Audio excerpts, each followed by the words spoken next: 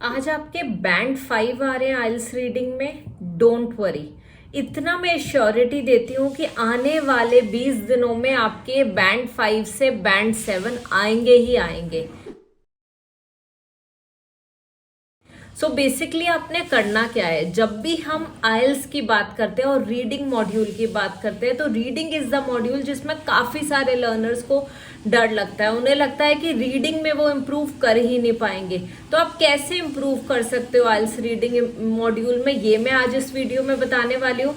मैं ये बताने वाली हूँ कि 20 डेज में आपने वो क्या क्या करना है जिससे कि बैंड 5 से बैंड 7 आपके रीडिंग में आने लग जाए, एंड किस तरीके से आप अपनी किस्मत को बदल सकते हो। देखो, आप कहो कि मेरा लक ही नहीं था, है ना, आपका स्कोर नहीं आया एंड देन यू से कि नहीं मुझे स्कोर नहीं मिला तो ये चीज हो गई। आप किसी ना किसी चीज को ब्लेम करते हो, है ना, या मेरी किस्मत नहीं थी। बट किस्मत को हम बदल सकते हैं। We just need to do some smart work.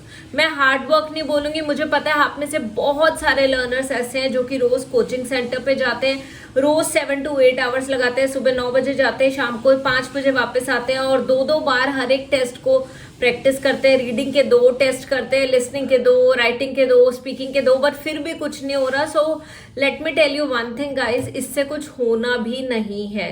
अगर आप रोज वही चीज करे जा रहे हो, आप क्वांटिटी पे फोकस कर रहे हो और हमें फोकस करना है क्वालिटी पे। आपको कोई नहीं कह रहा कि आप रोज एक टेस्ट करो या 2 टेस्ट करो। आपने करना क्या है, जब रीडिंग मॉड्यूल की बात करें तो डे 1 से इस तरीके से अपनी प्रिपरेशन करो कि every single day you should attempt 1 reading test. Now 1 मैं कह रही हूं, मैं कभी नहीं सजेस्ट करूंगी कि 2 टेस्ट करो, 3 करो, नहीं। यहाँ पे प्रैक्टिस हार्ड वर्क से इंप्रूवमेंट नहीं होगी, स्मार्ट वर्क से होगी। और स्मार्ट वर्क क्या होता है, जब आप एक रीडिंग टेस्ट रोज कर रहे हो, लेट से डे 1 पे आपने फुल टेस्ट ले लिया, आपकी बहुत सारी मिस्टेक्स हो रही हैं, कोई प्रॉब्लम नहीं है, बट आप जब टेस्ट करने के बाद आपको पता लगा कि 40 में से 25 मार्क्स आए, तो 25 क्यों आए हैं, वो 15 क्वेश्चंस क्यों रॉन्ग हैं, वो आपने समझना है। और यहाँ पे आप फोकस करोगे 3 स्टेप इवैल्यूएशन मेथड पे। 3 स्टेप इवैल्यूएशन मेथड क्या होता है कि 15 क्वेश्चंस आपके रॉन्ग हुए हैं, 1 by 1 हर एक क्वेश्चन को लो और दोबारा से करके देखो। अब आप चेक करो कि ये 15 क्वेश्चंस में से कितने क्वेश्चंस गलत हैं या कितने सही हैं। आप नोटिस करोगे 15 में से खाली 8 क्वेश्चंस ही आपके गलत रहेंगे। यस, आप लोग आंसर्स देख चुके हो, बट डोंट वरी, आपको हर एक चीज का आंसर ही देखा है, अभी आपने समझा नहीं है, एनालाइज नहीं करा है। आप सेकेंड टाइम उस चीज को करो और आप देखना कि 15 में से 8 to 9 क्वेश्चंस करेक्ट हो जाएंगे। Now third step, 3 step evaluation method. Third step में जो भी क्वेश्चंस आपके गलत हुए हैं, लास्ट में 7 क्वेश्चंस आपके रॉन्ग है, तो वो क्यों रॉन्ग है वो ध्यान से समझो। अगर किसी का आंसर फॉल्स है और आपने ट्रू लिखा है तो क्यों ट्रू लिखा है, उस चीज को ध्यान से समझो। और ये चीज आप आने वाले 20 दिनों तक करने वाले हो। ट्रस्ट मी, रिजल्ट आएगा ही आएगा। नो इफ नो बट, हम अपना फ्यूचर खुद बना सकते हैं। आप सोचो कि मैं तो रोज 2 टेस्ट कर रही हूँ, रिजल्ट नहीं आ रहा, आएगा भी नहीं। It is quality. और क्वालिटी कैसे आएगी, आपको अपने वीक एरियाज पे वर्क करना है। तो ये था मेरी फर्स्ट थिंग जो 20 दिन आपने फॉलो करनी है। Coming to the second thing जो आपने कमिंग 20 डेज तक फॉलो करनी है, and that is following the RKLM method. देखो, रीडिंग मॉड्यूल में हमेशा से मैं एक ही चीज बोलती हूँ और इसी मेथड से मेरे काफी सारे लर्नर्स बैंड 9 लेके आए हैं रीडिंग मॉड्यूल में। तो मैं आपको भी यही बोलूंगी, RKLM मेथड फॉलो करो। R means read 1 question at a time. आप एक ही क्वेश्चन पढ़ोगे एक बार में, ठीक है। उस क्वेश्चन को ध्यान से पढ़ो, समझो कि क्या है उस क्वेश्चन का, फिर लोकेशन ढूंढो। K is for circling the keywords in the question. Okay, सबसे पहले क्या करा, question, 1 question at a time, then circle the keywords, after circling the keywords locate the keywords in the passage. और अब सबसे इंपॉर्टेंट काम शुरू होता है, लोकेट करने के बाद मीनिंग को मैच करके देखो। अगर मीनिंग मैच कर रहा है तो आंसर ट्रू है, अगर मीनिंग कॉन्ट्राडिक्ट कर रहा है तो फॉल्स है, और अगर उस बारे में बात ही नहीं हुई है तो नॉट गिवन है। और अगर हम यही फिल इन द ब्लैंक्स कर रहे हैं तो भी सेम मेथड, RKLM। जब आपको लोकेशन मिल गई है तो मैच करके देखो मीनिंग को। बहुत बार सिनोनिम्स यूज हुए होते हैं और उन सिनोनिम्स पे फोकस करो, आपको आपका आंसर फॉर श्योर मिल जाएगा, it's my guarantee. Okay, please start this today only, wait मत करो कल की, बिकॉज टुमारो नेवर कम्स। आज ही आप ये करके देखो, ठीक है।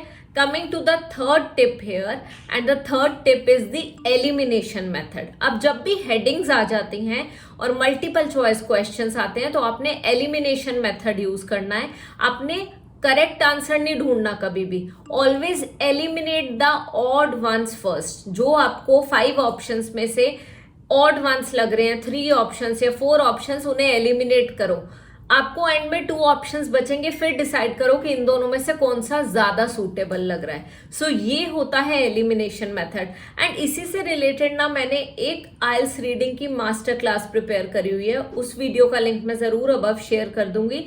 And in fact there is this IELTS reading full course also, जो कि 5 आवर्स का कोर्स है, जिसमें रीडिंग, लिसनिंग, राइटिंग, स्पीकिंग तो है ही, बट ग्रामर भी है। आइल्स के लिए जितनी ग्रामर चाहिए उतनी ग्रामर उस कोर्स में है। You can go and check out that course full, और उसके नोट्स जरूर बनाओ, आपको काफी हेल्प मिलेगी।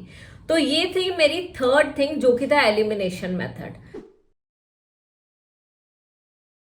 अब फोर्थ स्टेप पे आते हैं। ये जो भी चीजें मैं बता रही हूं ना, वो आपने रोज करनी है बिना किसी ब्रेक के। सो फोर्थ थिंग हमारी क्या है? Fourth thing basically is read 1 passage daily at night. आपने क्या करना है? रोज रात को एक लॉन्ग पैसेज पढ़ना है, केम्ब्रिज बुक नंबर 7, 8 एंड 9 में से। बुक नंबर 7 में टोटल ऑफ 12 लॉन्ग पैसेजेस हैं, ठीक है।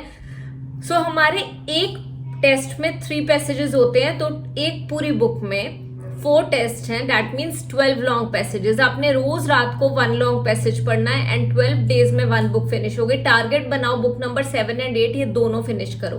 रोज रात को 1 लॉन्ग पैसेज पढ़ना है, ध्यान से पढ़ना है। उसे कोशिश करनी है कि आपने खाली 15 मिनट्स में पूरे पैसेज को ध्यान से पढ़ना है। कोशिश करने की आपको हर एक वर्ड का मीनिंग अच्छी तरह समझ आए। जो वर्ड्स के मीनिंग नहीं समझ आ रहे तो उसकी वोकैबुलरी नोटबुक प्रिपेयर करो। सो बस एक सिंपल एक नोटबुक रखो हैंडी सी, 10 रुपीज, 15, 20 वाली जो भी है, और उसमें वर्ड्स लिखने शुरू करो। जिन भी वर्ड्स के मीनिंग नहीं पता, बस वो वर्ड्स लिख दो आप वहां पे, एंड आफ्टर दीज 15 मिनट्स आप वो वर्ड्स के मीनिंग लिखोगे। ट्रस्ट मी गाइस, सिनोनिम्स पे फोकस करना बहुत जरूरी है। और जब आप ये रोज प्रैक्टिस करने वाले हो ना 20 डेज तक, 1 long passage at night before sleeping, आप देखना बहुत इंप्रूवमेंट होगी, ठीक है।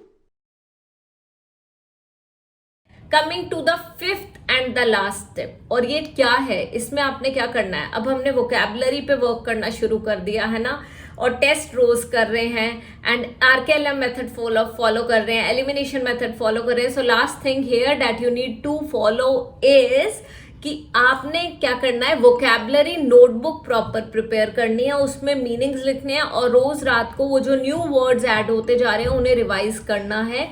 Why do you need to revise these words? Because these are the words which are going to come in another reading passage as well. ये words काफी हद तक repeat होते हैं, and for the same अगर आप prepare नहीं भी कर रहे, before that you can simply go through my reading vocabulary playlist, मैं link above share कर दूंगी, और उसमें टॉपिक वाइज कुछ टॉपिक्स होते हैं, कुछ रीडिंग पैसेजेस होते हैं एजुकेशन रिलेटेड टॉपिक पे, कुछ होते हैं एनवायरनमेंट पे, ठीक है। सो अलग अलग टॉपिक्स के ऊपर रीडिंग पैसेजेस होते हैं, कुछ साइंस पे होंगे, टेक्नोलॉजी पे होंगे।